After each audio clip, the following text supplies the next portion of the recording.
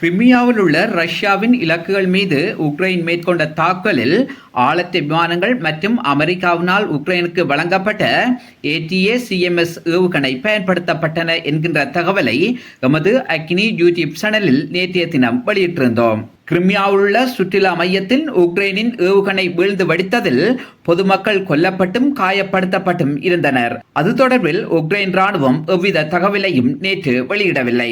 அதேவேளை உக்ரைனினால் ஏவப்பட்ட ATACMS ஏவுகணைகளில் 4 ரஷ்ய வான் பாதுகாப்பு சாதனங்கள் சுட்டு வீழ்த்தியதாக ரஷ்ய பாதுகாப்பு அமைச்சு அறிவித்திருந்தது. ஆனால் கிரிமியாவின் தெற்கு கடற்கரையில் ரஷ்ய வான் பாதுகாப்பு சாதனம் உள்ள இடத்தின் மீது உக்ரைன் ஏவிய ஏவுகணை வீழ்ந்து வெடிக்கின்ற படத்தை இப்போது உக்ரைன் வெளியிட்டுள்ளது.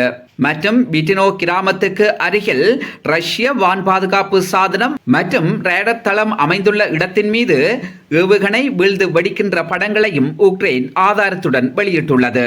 அந்த இடம் வெடித்து தீப்பற்றி எரிகின்ற காட்சி சமூக வலைத்தளங்களில் பரவலாக ஊசலாடி வருகின்றது.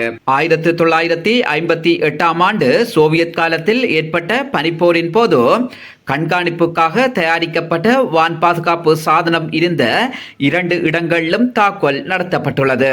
உக்ரைனின் ஆதரவு ஊடகங்கள் வெளியிட்ட தகவலின்படி மோலோஜ்னி மற்றும் யுஜுட்னே கிராமங்களுக்கு அருகிலுள்ள ரஷ்ய ராணுவ தளம் மீதும் ஏவுகணை தாக்குதல் நடத்தப்பட்டு ரஷ்யாவுக்குரிய அந்த தளத்தில் தொடர் வெடிப்பு சத்தங்கள் கேட்டதாக தெரிவிக்கப்படுகிறது.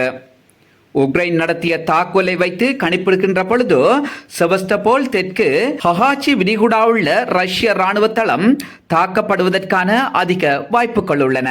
ராணுவ ஆய்வாளர்களின் கருத்துப்படி ரஷ்ய வான் பாதுகாப்பு சாதனமான S-400 மற்றும் ரேடர் தளங்கள் உள்ள முக்கிய இலக்குகள் மீது தாக்குதல் நடத்தப்பட்டு ரஷ்யாவுக்கு கடுமையான இழப்புகள் ஏற்பட்டுள்ளதாக ஆய்வுகள் கூறுகின்றன. உலகில் எவரிடமும் இல்லாத அதிநவீன வான் பாதுகாப்பு சாதனமான S-400 தன்னிடம் மட்டுமே உள்ளன என கூறிய ரஷ்ய ஜனாதிபதி புட்டின் பல S-400 வான் பாதுகாப்பு சாதனங்களை உக்ரைனின் தாக்குதலில் பலி கொடுத்திருக்கிறார். புட்டினின் அதிநவீன வர்ணிப்புக்கு உக்ரைன் ஆப்பு வைத்திருந்தது.